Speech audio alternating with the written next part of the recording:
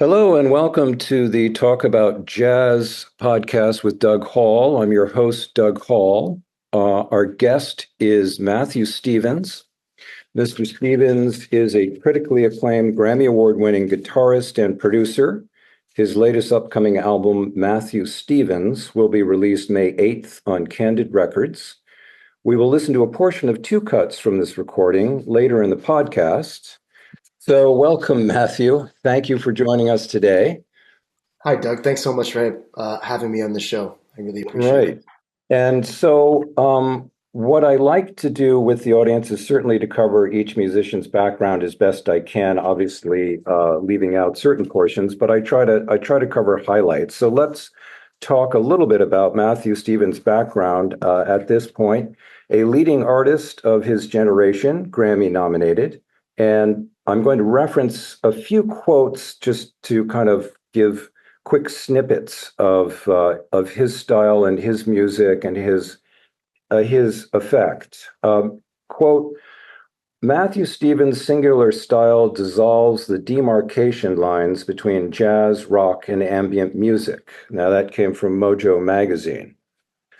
Stevens' music is, quote, honest and soulful, and that comes from Pitchfork magazine, and is described as, quote, music that advances the ideals of modern jazz, and that is from NPR. So, wonderful flavors to all those quotes regarding your musical talent and directions. In addition to his critically acclaimed solo albums, Woodwork, Proverbial, Pittsburgh, and In Common 1, 2, and 3 with Walter Smith III, Stevens' songs and guitar playing are featured on over 70 albums, including those by artists Esperanza Spalding, Terry Lynn Carrington, Dave Douglas, Anna B. Savage, Jamar Williams, Sean Jones, Linda Mae Han O, Harvey Mason, and Jana Green. Stephen has worked as a guitarist with producers Quincy Jones, Glenn Ballard, and Tony Visconti. As a producer, he worked with Esperanza Spalding's albums Exposure and the Grammy-winning 12 Little Spells, and on Terry Lynn Carrington's Grammy-nominated album Waiting Game. Matthew is currently living in Boston, an associate professor at Berklee College of Music in the departments of ensemble and guitar. I hope I got that right. Absolutely. Yep. Okay, great. Well, let's dive into your upcoming release, again self-titled Matthew Stevens, which is due to be released May 8th on Candid Records. Before we listen to Alberta and Hazy, the two cuts chosen, we'll listen to a portion of each. Could you help the audience into the concept of this album by talking a bit about the central focus that the song Alberta represents as it relates to the concept of this self-titled album? And I might just quickly use one of your quotes that relates to that. Quote, it's a song that evokes a deep longing every time I hear it play. Yeah, thank you, Doug. I think that Alberta is one of those songs, as demonstrated by all these wonderful versions of it that have been recorded by artists like Doc Watson, Odetta, Bob Dylan, Bob Gibson, etc., that can serve as a vessel to kind of hold whatever it is that you need it to at any different point in your journey as a listener or as a musician. So this is a song that I recorded before with the guitarist Jeff Parker on an album that I produced celebrating Doc Watson's centennial called I Am a Pilgrim, Doc Watson at 100. Yeah. And this was an opportunity to record it again as I got more familiar with the song and as so much in my life had changed between first recording it with Jeff and then recording it with Anna and Josh a number of years later. An enormous amount of stuff in my personal life and my working life had gone through an enormous amount of transition. And the song, although similar in many ways, was able to be somewhere that I could put all that new Hmm. feeling Sure. and new perspective. And it was a great opportunity to record it with Anna, who I've admired since I first met her over a decade ago. Okay. So a lot of deep resonance in this song and his relationship with you and this upcoming self-titled album. Absolutely. Well, why don't we move into listening to a bit of Alberta and then a second selection, which will be Hazy, and then we can have a chance to respond to both. So we'll give the listeners an opportunity first to listen to a portion of Alberta.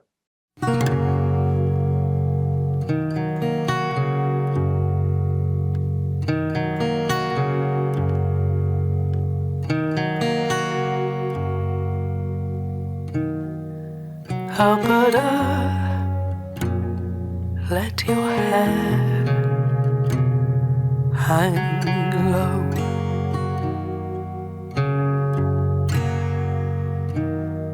I saw her first on an April morn as she walked through the mist in a field of hay. Her hair lit the world with its golden glow, and the smile on her face burned my heart away.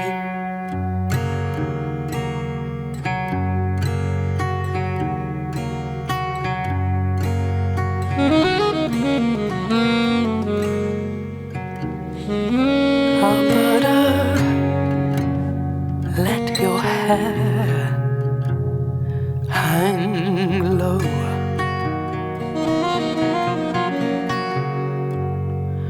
Alberta, let your hair hang low.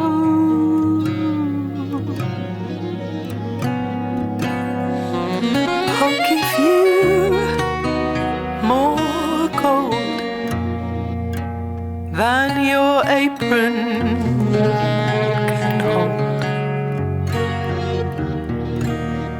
if you'll only. Wow, Matthew, that's a very soulful and very moving, emotional vocal performance. I would agree. Anna is she's really something else, and has a quality to her voice that I have yet to hear anywhere else. Yeah. I mean, I'm thinking back to your reference to it being a blues standard that the legendary Lead Belly played, Hmm. and listening to him and looking at his his personal history and his effect on that whole period of music and how she seems to go back in time a bit in her emotion and her voice to me. I really agree with that. I think that Yeah. um, listening to that vocal, it really could be something that's recorded anytime in the last 80 years. Right, right. You know, on the porch somewhere, nowhere, Yes, in trouble, getting into trouble, wishing for relief, all yep, those things. Yeah. that's right. Oh, That's yeah. right. Yeah, Yeah. Oh, gifted vocalist. yeah, And wonderful choice of a song that has that emotional power uh there and the yearning and the all that sort of visual scene of that whole part of their lives, of the African American life, going back in time. So, absolutely. well, thank you for choosing that. And we are going to listen to a second cut entitled Hazy, which was released April 8th as a single. And Matthew, do you want to set that up a little bit for us before we listen to it? Yes, this was the first song that I wrote for this record, and it was on the heels of on the heels of coming back from a recording session with Milton Nascimento and Esperanza Spalding in Rio, where we were recording a lot of Milton's music for a record that Esperanza was producing. And it was an incredibly inspiring trip and recording. And I was struck by the depth of his music. It's music that I was familiar with, but not to the degree with which I became after spending a month working on it.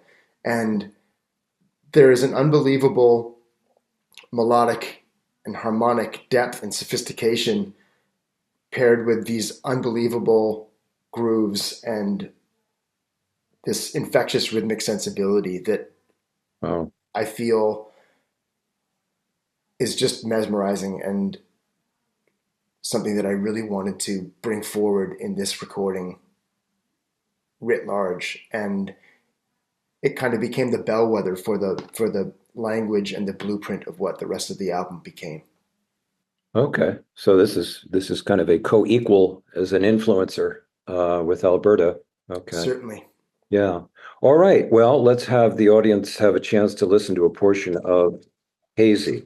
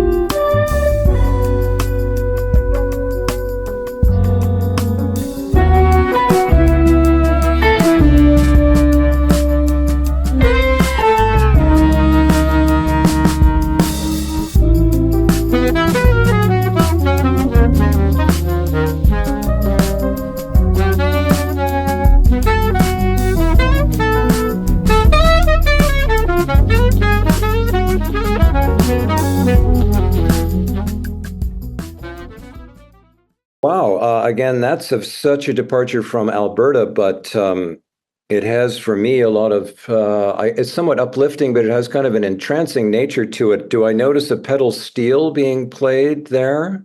You do. I mean, that carries this sort of, I don't know, it has that important sort of string effect of emotion, almost kind of like it's classical. But I agree. Yeah, it's whenever I hear great steel guitar, I always feel like, why would anybody ever play any other kind of guitar? It's just the best. Yeah. And this record was really a fun opportunity to invite some of my favorite guitar players to join me on a number of different songs. So that was Rich Hinman playing steel guitar, as well as kind of laced into the fabric of the song. There's another great guitar player named Dylan Day who's playing slide guitar, and and on another track, Jeff Parker joins us. So there's some great guitar playing on the album, unrelated to me.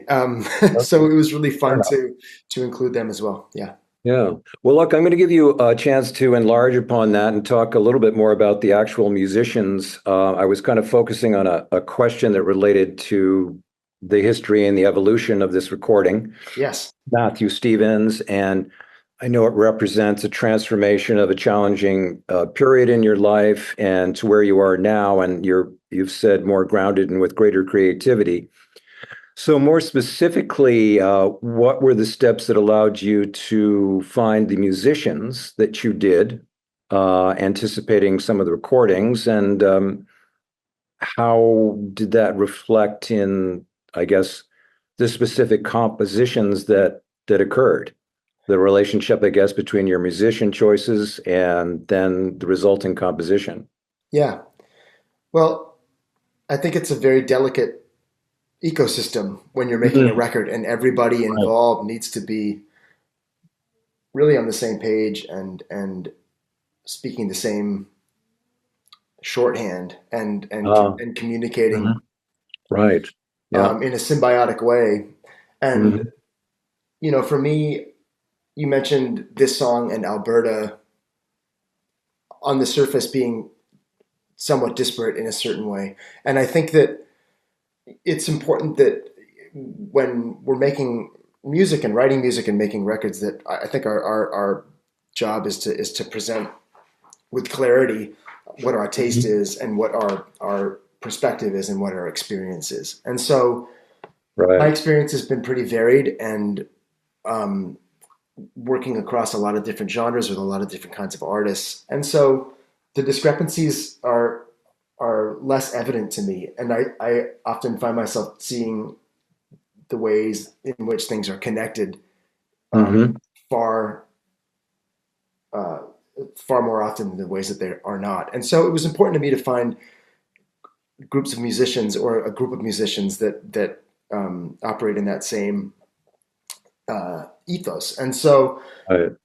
that's sort of the community that I'm a part of to begin with. And going through the musicians who took part in this, um, I have to start with Eric Dube, who is the drummer and one of the co-producers on the record, who has been a close collaborator of mine for 25 years at this point, and someone whose taste and uh, musicianship I trust inherently.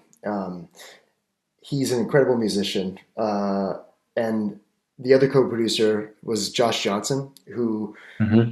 you may be familiar with. He's an incredible alto player and also musical director and producer, recently having worked on Michelle Indegicello's last two records and Flea's solo record that just Okay. came out recently. And also, he was the MD for Leon Bridges for a long time. He's done all kinds of stuff. And so these are people who are able to kind of exist in all these different corners of music with the Got it. same priorities Okay. in each situation, bringing the same spirit and sense of what's important in music making to all these different situations. And that's really something that resonates with me and that I relate to. So Josh Okay. was integral to this. Chris Fishman played keyboard. He's currently on tour with Pat Metheny, another unbelievably gifted, open-minded younger musician.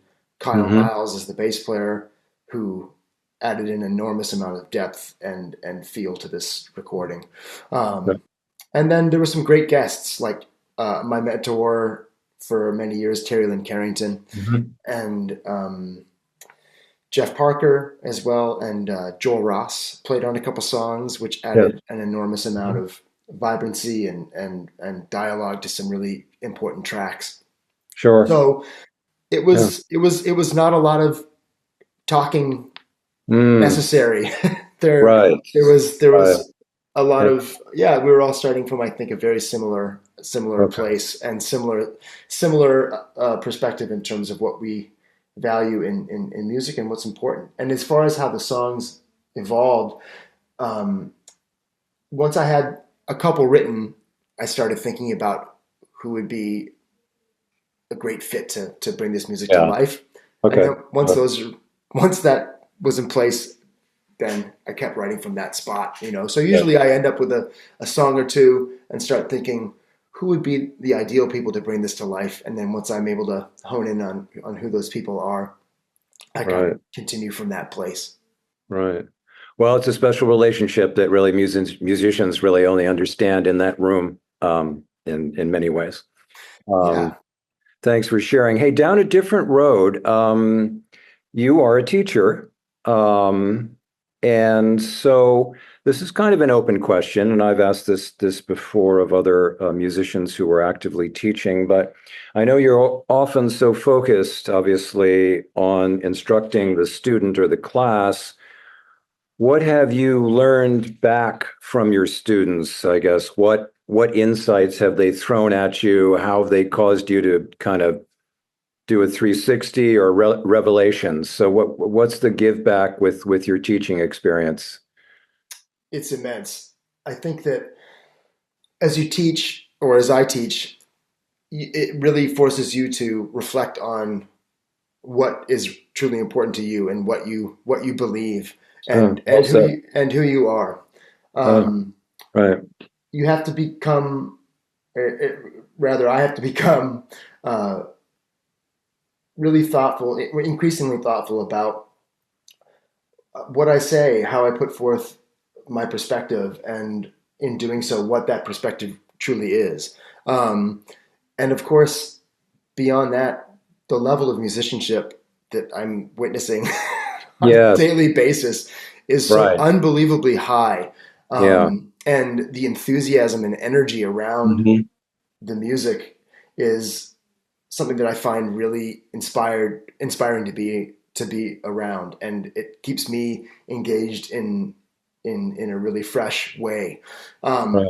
Also, it's exciting to see how I think improvised music and jazz music has always evolved in tandem with whatever popular music is at the time, and so Yeah. as that has shifted, Right. it's really interesting to see the ways in which you know popular music is currently interacting with improvised music, and that popular music being different than it was when I was 20 years old, and the effect that that's having on young improvisers. So there are a number of ways and new ones that I'm discovering all the time in ways in which I am getting an enormous amount back from the students that Yeah. I'm lucky enough to engage with on a daily Yeah. basis.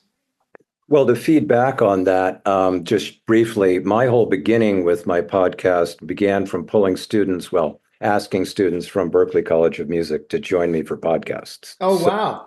through a reference or through a relationship, I had a chance to interview Danilo Perez a long time ago, and he brought me into the Berkeley Jazz Institute. And I sat there and I watched some students perform, and they were in a recital, and it was just an incredible experience. So, backing up exactly what you've just said, every single one of them was individually inspiring to listen to, particularly Yes. when I let them tell their story. How did this all happen? How did you Yes. end up with a full scholarship in Boston at the Berklee College of Music? And that story in itself was usually fairly mind-blowing. Yeah. Uh, and then the ability. And so to kind of to piggyback on what you're saying, so I'm not an instructor myself, but feeling that incredible sort of inspiration and drive and also appreciation of where they are. They seem to really, for the most part, appreciate where they are at that moment, you know. Yes, I think that really resonates with me too, because I went to Berkeley as a student, and I grew up in Toronto, and I had a pretty wild way of arriving there myself, and so and it Mhm. and it There you really go. it really Yeah. it really set me up for a career that I would have never otherwise had, and Right. um, Yeah. and provided me with an experience that I would have never otherwise had, and for that, I'm extremely grateful. And so to be on the other side of that and knowing the impact that it has and how meaningful it can be to young musicians is exceptionally meaningful to me. Yeah. Well, sadly, we've come to the end of our 30 minutes, but we've covered a lot, and I've enjoyed our open conversation. And again, to the audience, be aware that Matthew Stevens' self-titled album will be released officially May 8th on Candid Records. And as we close, I always like to give musicians an opportunity to talk a little bit about upcoming performances or projects. So Yes, I'll let you take that sure. moment. Well, first of all, thanks for having me, Doug. It's been really nice to talk to you. I appreciate your time. And as far as what's coming up, yeah, we will be playing some shows in support of this album. the first one being in New York City at the Jazz Gallery on June 5th, and then heading to Europe in the fall, and again in the new year. And in addition to that, I'm continuing to tour with Esperanza Spalding and Terry Lynn Carrington in support of a project we did last year called We Insist 2025, which was a reimagining of the Max Roach record. And additionally, some other stuff coming up with Walter Smith III in the fall, and just out there doing the thing. So, Sure. lots of stuff coming up. Yeah. Sounds very positive. Well, look, in closing, wishing you all the best karma with your career moving forward, and also particularly with this upcoming self-titled release, Matthew Stevens. And Thank you. And are appreciative always of the artists that join us here on the podcast. And thanks for sharing with us today. Thanks so much, Doug. All right. Take care. Take care. Bye-bye.